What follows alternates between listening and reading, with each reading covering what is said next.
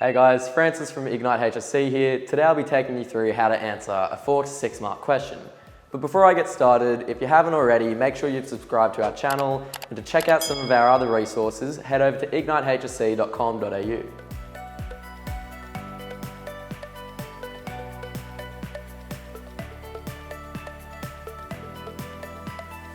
So there are 4 main steps to consider when preparing for a 4 to 6 marker in the exam.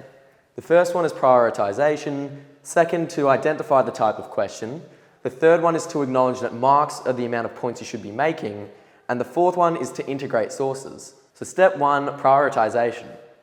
This is an easy section if you know what you're doing. You don't want to rob yourself by leaving yourself too little time. You want to be able to manage your time and prioritize which questions are going to need the most amount of time and act accordingly. As a general rule to help you with this, there are 45 minutes to spend on this section and there's 25 marks to be earned. So if you divide 45 by 25, you end up with roughly about 2 minutes per mark. So you should be spending absolute max 7 minutes per 4 mark question and 10 minutes per 6 mark question. The reality is though guys, a 4 mark question won't always take 7 minutes, and if you know what you're doing, you can save time and use it in the harder 12 to 15 mark question. So step 2 is to identify the type of question. No 2 questions are the same, and there's basically 3 different types of questions you'll be asked for a 4 to 6 marker. The first one is your standard run-of-the-mill content question. If you get this sort of question, it's really easy to smash these out and save time. The second one is a source analysis or comparison of different sources. And the last one is a question based on content where you need to integrate sources. Step 3, you should be able to acknowledge that the amount of marks available is the amount of points you should be making. So for each mark, you should be making 1 point. Obviously, for 4 marks, you make 4 different points, and for 6 marks, you make 6 different points. This doesn't really apply to questions worth 8 marks and beyond, but for the 4 to 6 markers, this is a very good way of approaching it. So to give you guys an example of this, I'm going to be referring to this question. Outline the various conditions that allowed for the rise of dictatorships in the interwar period. You'll notice the use of the word outline, which basically means that it's just asking you for content. So in this example, the different highlighted colours point to the different points that are being made. So the first one, following the economic strain of the First War, rises and falls in the prices of various goods would impact upon the lives of citizens.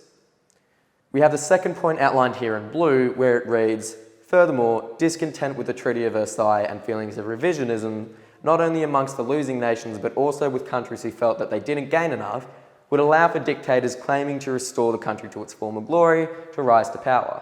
And then finally, we have the third and fourth points in green and pink.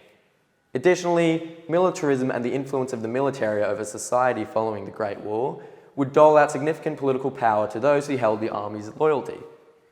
Finally, poor working and living conditions would drive many civilians into the hands of rising dictators who promised to improve their situation. So as you can see guys, I've very clearly outlined the 4 points that I'm making, and I've outlined the conditions that led to the rise of dictatorships. Those 4 points are enough to get me 4 marks, and you shouldn't be writing any less or anything significantly more than that. If you have leftover time and you think that one of your points might not be all that strong, then for sure go ahead and add another one, but you don't want to be spending too much time on these 4 to 6 markers. And finally, step 4, integrate sources. When you're having to use sources and content that you already know together in a response, it's likely that you're answering a 6 mark question. When this is the case, all you have to do is incorporate the source in your response. You don't want to be name dropping, you want to be engaging with it, but you don't have to spend all this time analysing it. Rather, you just incorporate it into the preconceived responses that you already have. And finally, you need to find the focus of the question. You need to be able to identify when the question is asking you for a content-based response or a source-based response and respond accordingly.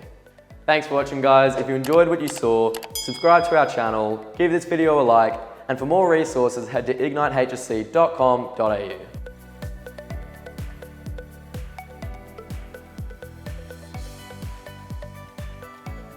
Hey guys, thank you so much for watching. If you do like the content, subscribe to our channel and we'll have more videos coming your way.